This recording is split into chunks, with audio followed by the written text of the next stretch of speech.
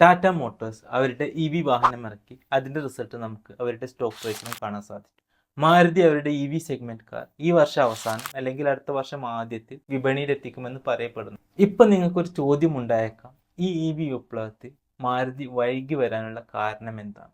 കാരണം സിമ്പിളാണ്. മാരുതിക്ക് ഏറ്റവും കൂടുതൽ റവന്യൂ നേടിക്കൊടുക്കുന്നത് അവരുടെ കോമ്പാക്ട് കാറുകളാണ്.